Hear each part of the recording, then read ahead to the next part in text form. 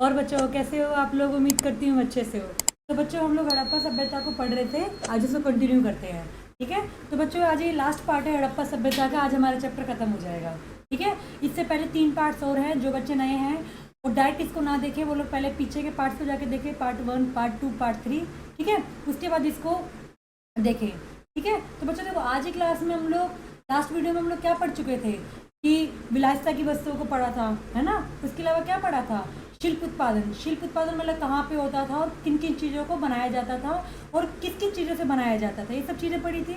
आज की क्लास में हम लोग ये पढ़ेंगे कि जो कच्चा माल आता था वो आता कहाँ से था।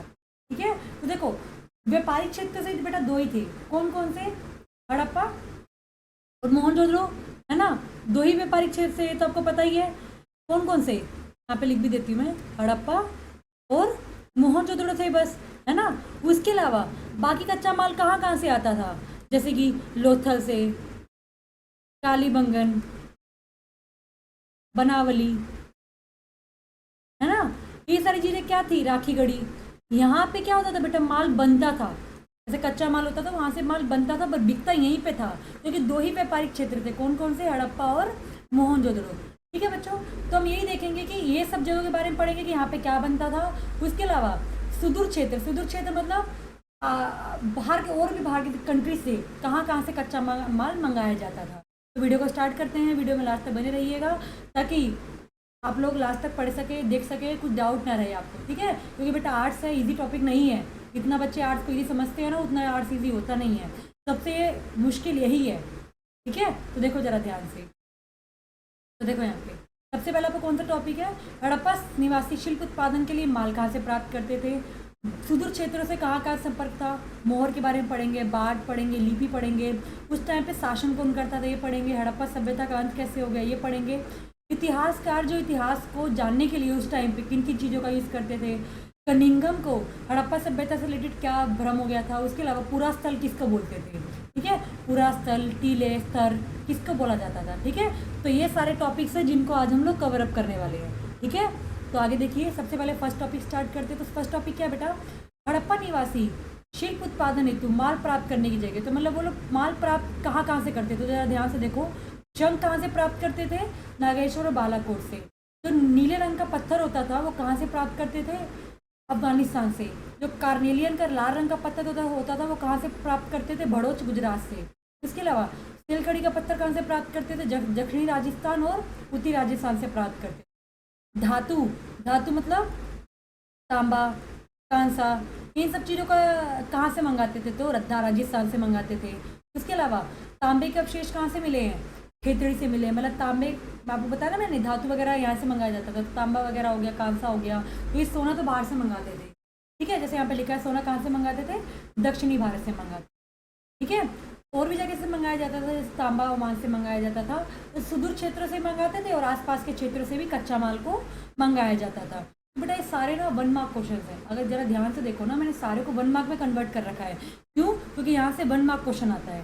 ठीक है, तो बेटा जहाँ से 1 मार्क क्वेश्चन आएगा मैं वहाँ पे 1 मार्क ही में डालूंगी। ठीक है, आगे देखो आप लोग।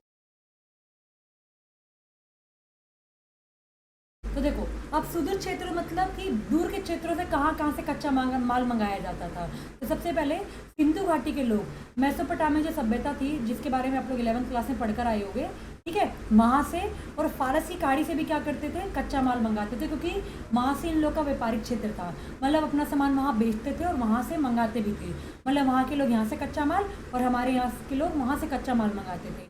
इसके अलावा अरब के, मतलब दक्षिणी पूर्व का क्षेत्र है अपना वर्ल्ड में, विश्व में, वहाँ से सामान मंगाया जाता था। ओमान से क्या मंगाया जाता था? तांबा मंगाया जाता था। 1 मार्क क्वेश्चन है बेटा। ओमान से क्या मंगाया जाता था? तो तांबा मंगाया जाता था। उसके अलावा बेटा ओमान से ना एक पात्र मिला है, मतलब एक काले रंग का पात्र है। आप लोग बुक में देखना इस टाइप का कुछ है। अगर ऐसे देखोगे ना, ऐसे टाइप का कुछ पार्ट है। ठीक है, ऐसे करके कुछ पार्ट है। ठीक है, ये काले रंग का होता था, क्योंकि इसमें ना कुछ द्रव्य पदार्थ इसके अंदर रखा जाता था। तो एक हड़प्पाई मर्तमान जिसके ऊपर काली मिट्टी की चिनाई करी जाती थी। मतलब इसके ऊपर किसकी चिनाई होती थी? काली मिट्टी की, जिससे ये पता लगता है। और ये कहाँ से मिले हैं? ओमान से मिले हैं। मतलब हड़प्पा सभ्यता में ही बनाया जाता था। और इसके अवशेष कहाँ से मिले हैं? ओमान से मिले, जिसका इससे ये पता लगता है कि हड़प्पा सभ्यता के लोग ओमान से, मेसोपोटामिया से, अरब से क्या करते थे? व्यापार करते थे और कच्चा माल भी मंगाते थे। ठीक है, आगे देखो। इसके अलावा देखो ये है मैप। तो जरा देखो, जो ऑरेंज ऑरेंज से दिख रहा है ना आपको बेटा, यहाँ से व्यापार होता था। जैसे ये रहा, मेसोपोटामिया से व्यापार होता था। मेसोपोटामिया में ही है उरुक और मारी, ये नदियों के नेम है। उसके अलावा तुरान से करते थे, ऑल्फिन तेपे से करते थे, शहरे यहाँ से होता था, तेपे भैया से, सुतकांडोर से, मेलुआ से, लोथल हो गया। लोथल तो आपको पता है इंडिया में ही है, हड़प्पा, है ना। उसके अलावा ये आपका मगान यहाँ से, दिलमुन से। तो यहाँ से क्या होता था बेटा? व्यापार होता था। मैंने आपको ये इसलिए फिल कर दिया है क्योंकि मैप में आता है यहाँ से क्वेश्चन। ठीक है, अब आगे देखो। इसके अलावा ये तो था मैप आपका, जहाँ जहाँ से कर सकते हैं व्यापार। ठीक है, मतलब करते थे वो लोग। आगे देखते हैं।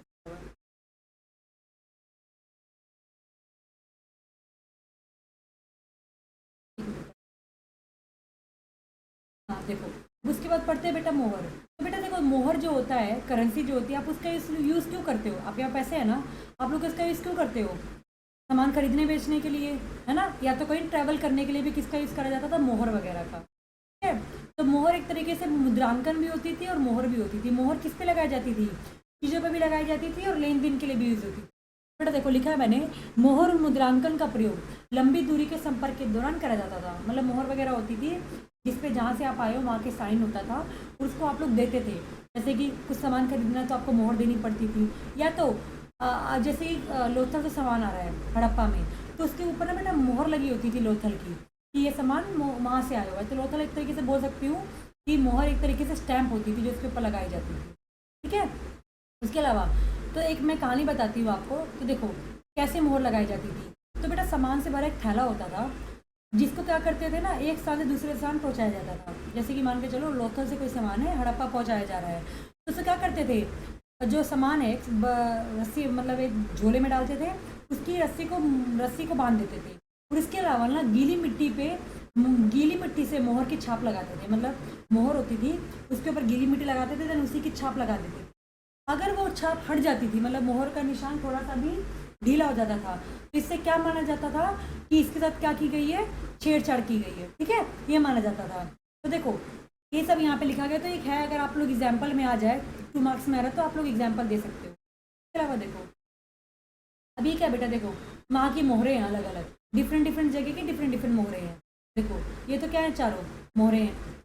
इसके अलावा क्या है? ये गृह स्थापत्य, मतलब वहाँ का पूरा गृह स्थापत्य, मतलब कि योजना है। इसके अलावा ये देखो, ये वाली कुछ फोटोज हैं। यहाँ पे देखो बच्चों, ये वाला जो फोटो आपको दिख रही है ना, ये देखो, पहले लोग ना घर बनाने से पहले उसका वो बनवाते थे, प्लानिंग करते थे। तो देखो ये एक तरीके से ना वो है, स्ट्रक्चर है, एग्जाम्पल है कि घर ऐसा बनाया जाएगा। ठीक है, तो लोग पहले प्लानिंग करते थे घर की। हाँ, घर को ऐसे से आर्किटेक्ट होता है ना, पहले एक छोटे से फॉर्म में बना के दिखाता है आपको कि घर की ना ऐसे होगा शेप। देखो ऐसे ही लोग वहाँ पे ही बनाते। तो उसकी एक कुछ फोटो है जो मैं आपको दिखा रही हूँ, ताकि आप लोगों को भी थोड़ा सा पता रहे कि हाँ क्या था वहाँ पे उस टाइम पे खास। आगे देखो, इसके बाद देखते हैं।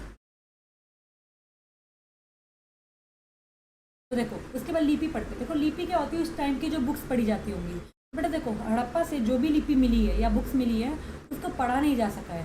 पढ़ा क्यों नहीं जा सका बेटा? क्योंकि जो उस टाइम पे जो भाषा लिखी गई है ना, उसी को नहीं पढ़ा जा सका है। ठीक है, इसलिए हड़प्पा लिपि को रहस्यमय लिपि बोलते हैं। क्यों बोलते हैं? क्योंकि इसको पढ़ा नहीं जा चुका है। ठीक है, इसके अलावा ये दाएं से बाईं ओर लिखी जाती थी। उसके अलावा जो हड़प्पा लिपि होती है ना बेटा, वो चित्रात्मक होती है। चित्रात्मक मतलब उसमें चित्र बने होते हैं। जैसे मैंने ऊपर आपको मोहर दिखाई थी, दिखा दी दोबारा से आपको दिखा, ताकि आप लोग कंफ्यूज नहीं हो गए। ठीक है, तो यहाँ पे जो थे ना लोग, देखो जैसे यहाँ पे देखो, यहाँ पे चित्र बनाए गए हैं ना, तो पहले यहाँ के लोग ना चित्रात्मक थे, मतलब कि चित्र से लिखते थे, मतलब अक्षर नहीं लिखे गए इन लोगों ने। ठीक है, तो जिसकी वजह से इसको पढ़ा नहीं गया। और लंबे यहाँ पे 26 चिन्ह मिले हैं। जो सबसे बड़ा अभिलेख मिला था हमें हड़प्पा सभ्यता से, इसमें कितने चिन्ह थे? 26 चिन्ह थे। अब देखो, अब एक चिन्ह किस पे बनाया जाता था? मोहरों पर, तांबों पर, जैसे मैंने आपको ऊपर दिखाया, मोहरों पर चिन्ह बनाते थे, तांबे पे बनाते थे, औजार पे बनाते थे। ठीक है, उसके अलावा इतिहासकारों को टोटल जो हड़प्पा सभ्यता की लिपि थी उसमें से कितने चिन्ह मिले हैं? 375 से 400 के बीच में क्या मिले हैं? टोटल चिन्ह मिले हैं। इसके बाद देखो आगे, इसके बाद पढ़ते हैं। देखो ये कुछ और फोटोज हैं। इसके बाद देखो बाढ़। अब बाट का प्रयोग क्यों करते थे बेटा? जो बाट होता है ना तोलने के लिए होता है, जैसे आप लोग सब्जी लेने जाते हो तो तोलता है ना सब्जी वाला, सब्जी जिस पे तोलता है उसको पहले के टाइम पे बाट बोलते थे बेटा। ठीक है, तो जो बाट था ना बेटा एक चर्ट नामक पत्थर से बनाया जाता था। किससे बनाया जाता था? चर्ट नामक पत्थर से बनाया जाता था। और इस पर बेटा कोई साइन नहीं होता था, सिर्फ एक घनाकार होता था, जैसे आप लोग तराजू वगैरह देखते होगे ना उस टाइप का। तो बेटा जो छोटे बाट होते थे ना, जो सोने की दुकान पे होते हैं, उस पर क्या करते हैं? मन के वगैरह आभूषण वगैरह नापते हैं। छोटे वाले बाट होते हैं तोलने के लिए। और जो बड़े होते हैं उस पर क्या होते हैं? वो पलड़े टाइप होते हैं। पलड़े मतलब जो आप लोग सब्जी की दुकान पे देखते हो ना, वो पलड़े होते हैं जिनके ऊपर भारी सामान तोला जाता है। और जो छोटे पलड़ मतलब छोटे बाट होते हैं उस पर क्या तोला जाता है? आभूषण को तोला जाता था। ठीक है, आगे देखते हैं। अलावा अब उसके बाद देखो, अब यहाँ पे शासन कौन करता था? बहुत बड़ा डाउट है ना बेटा, इतना डेवलप था यहाँ पे, तो एक भी डाउट आ रहा होगा मन में कि यहाँ पे शासन कौन करता था। तो देखो बेटा, माना जाता है कि ना यहाँ पे कोई शासन ही नहीं करता था, मतलब यहाँ पे कोई राजा का शासन नहीं था। कुछ इतिहासकार यही बोलते हैं कि यहाँ पे किसी राजा का शासन नहीं था। तो कुछ इतिहासकार बोलते हैं कि यहाँ पे कोई एक शासन नहीं था, बहुत सारे शासक थे। तो कुछ इतिहासकार बोलते हैं कि एक ही थे, सबकी अलग अलग थी। उसके अलावा कुछ लोग बोलते हैं कि जनता खुद ही शासन करती थी ग्रुप बना के। तो 3-4 मत थे यहाँ पे कि राजा शासन नहीं करता था। कुछ लोग बोलते थे कि एक राजा था, कुछ लोग बोलते थे कि बहुत सारे राजा थे, और कुछ लोग बोलते थे कि जनता शासन करती। ठीक है, तो सबका अलग अलग मत था, पर कंफर्म नहीं पता चला कि यहाँ पे कौन शासन करता। नेक्स्ट देखो, नेक्स्ट क्या है कि हड़प्पा सभ्यता का अंत कैसे हो गया? मतलब हड़प्पा सभ्यता खत्म हो चुकी है ना, तो इसके कारण क्या थे? जलवायु में परिवर्तन आ गया, वनों की कटाई हो गई, सिंधु नदी का मार्ग चेंज हो गया, बाढ़ की वजह से भूमि का लोगों ने बहुत ज़्यादा उपयोग करा, और नदियों का सूख जाना। तो बेटा ये सारे कारण थे जिसकी वजह से हड़प्पा सभ्यता का अंत हो चुका है। मतलब हड़प्पा सभ्यता कहीं पे भी नहीं है, मतलब उसके अवशेष होंगे बट अभी बची नहीं है, तो खत्म होने का रीज़न यही सब था। उसके बाद देखो, नेक्स्ट पॉइंट है आपका इतिहासकार इतिहास को जानने के लिए किस चीज़ का यूज़ करते थे? बेटा पहले के जो इतिहासकार थे ना, लिखित स्रोतों का यूज़ कर। लिखित मतलब जो उस टाइम की बुक्स लिखी होती थी उस टाइम को पढ़ के इतिहास को लिखते थे। मतलब जैसे मैं अभी इतिहासकार हूँ, तो जो पीछे कुछ बुक्स होंगी ना 100 साल पहले की या 50 साल पहले की, उसको पढ़ के आज की वीडियो बुक्स में डालूंगी। ठीक है, तो इतिहासकार मेनली ना लिखित जो लिखा होता था स्रोत उनका यूज़ करते थे मेनली। ठीक है, उसके अलावा कुछ इतिहासकार उत्खनन करके इतिहास का पता, उत्खनन मतलब खुदाई करके करवाते, जैसे कि जॉन मॉर्सन ने क्या करा था? हड़प्पा सभ्यता की खोज कैसे करी थी? उत्खनन करा के, है ना। उन्होंने लिखित स्रोतों पर विश्वास नहीं करा था। इसके अलावा कुछ इतिहासकार उस समय की वस्तुओं को देख के पता लगाते थे, इतिहास का पता लगाते थे। या कुछ इतिहासकार जो बाहर से लोग इंडिया में आए थे, जैसे कि चीनी यात्री, बौद्ध यात्री, तो उनके जो विवरण जो उन्होंने अपनी बुक्स में लिखे थे उसको देख के क्या करते थे? इंडिया के इतिहास के बारे में पता लगाते थे।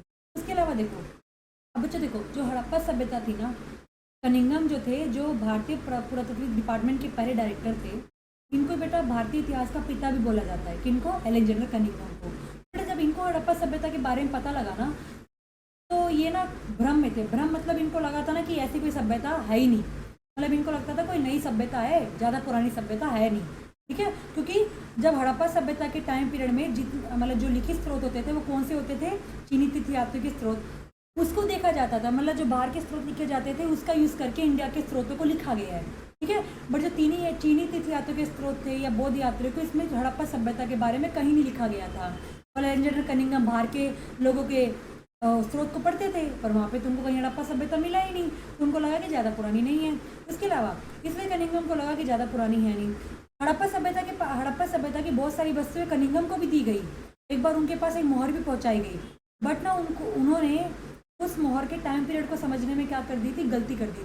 उनको लगा था कि ना नहीं है, क्योंकि कनिंघम को लगता था कि जो भारतीय इतिहास का जन्म है कब से हुआ है? गंगा घाटी के, मतलब जब गंगा घाटी के पास लोग पनपे ना, तब से इंडिया का इतिहास लिखा जाना शुरू किया गया है। ठीक है, बट हड़प्पा सभ्यता के बारे में उन्होंने सिर्फ यही गलत आश्वासन कर लिया था क्योंकि वो उनकी उस टाइम की मोहर नहीं पहचान पाए थे या उसका कालखंड समझने में गलती कर गए। तो एक क्वेश्चन एग्जाम में आता है कि कनिंघम को क्या भ्रम हो गया था। ठीक है, आगे देखो। इसके देखो बेटा, मैंने कुछ टाइमलाइन डाली। टाइमलाइन मतलब 1 मार्क क्वेश्चन, यहाँ से 1 मार्क क्वेश्चन आते हैं। तो मैंने पहला क्या डाला है? 1875। तो 1875 में बेटा हड़प्पा एक मोहर मिली थी कनिंघम को। ठीक है, तो जब मिली थी तो उन्होंने ज़्यादा उस पर ध्यान दिया नहीं। कब मिली थी? उसके अलावा 1921 में हड़प्पा का उत्खनन कार्य शुरू कर दिया गया। इसके अलावा मोहनजोदड़ो में उत्खनन कार्य शुरू कर दिया गया। फिर 1922 में मोहनजोदड़ो खोजा गया, और उसके बाद से मोहनजोदड़ो में और खुदाई होने लगी कि यहाँ पे और भी कुछ पाया गया होगा। उसके अलावा 1946 में RM व्हीलर में हड़प्पा में खुदाई करना शुरू कर दिया। उसके बाद 1955 में एस.एन. राव ने लोथल में खुदाई का कार्य शुरू करा। उसके बाद 1960 में बीबी लाल और बी.के. थापर ने भी कालीबंगन में उत्खनन कार्य शुरू करे। क्वेश्चन आ सकता है बेटा कि कब किसने उत्खनन कार्य शुरू करे। उसके बाद M.R. मुगल द्वारा बहालपुर में अन्वेषण का आरंभ किया गया। इसके अलावा 1980 में जर्मन मितावली संयुक्त दल द्वारा मोहनजोदड़ो के सतह का आरंभ मतलब खुदाई शुरू की गई। इसके अलावा अमेरिका से भी कुछ लोग आए जिन्होंने उत्खनन कार्य शुरू करे 1986 में। देन 1990 में R.S. बिस्ट थे जिन्होंने धोलावीरा में उत्खनन कार्य शुरू कराया था। बेटा उत्खनन कार्य कब कहाँ पे शुरू हुआ और किसने कराया और कब कराया, तो यहाँ से 2 क्वेश्चन आ सकते हैं एग्जाम में, इंपॉर्टेंट है। ठीक है, तो बच्चों देखो यहाँ पे हमारी जो वीडियो खत्म होती है और यहीं से आपका चैप्टर भी क्या होता है, खत्म होता है हड़प्पा सभ्यता। ठीक है, तो जो बच्चे न्यू थे वो लोग पहले की जाके वीडियो देखे तब इसको देखे, क्योंकि समझ नहीं आएगा, क्योंकि इस वाली वीडियो में कुछ मेन टॉपिक्स थे ही नहीं। बाकी जो पहले की जो 3 पार्ट्स है वो ज़्यादा इंपॉर्टेंट है, वहाँ से क्वेश्चन आता है, इस वाले पार्ट से क्वेश्चन नहीं आएगा, इतने चांसेस नहीं आने के। ठीक है, तो वीडियो कैसी लगे कमेंट में मुझे बताना बच्चों, अपने दोस्तों को शेयर करना। मैंने इस चैनल पे पॉलिटिकल साइंस की वीडियो भी डाल दी है, तो जो बच्चे जिनके पास पॉलिटिकल साइंस है वो लोग पॉलिटिकल साइंस पढ़ सकते हैं। जो बच्चे ज्योग्राफी के सोशियोलॉजी के हैं वो लोग वेट करें, मैं जल्दी से जल्दी उसका भी कंटेंट डालने की कोशिश करूँगी। ठीक है, जब तक वीडियो चैनल को सब्सक्राइब करो ताकि आने वाली सारी इन्फॉर्मेशन आपको मिलती रही, और अपने दोस्तों को भी शेयर करो। ठीक है, थैंक यू एवरीवन।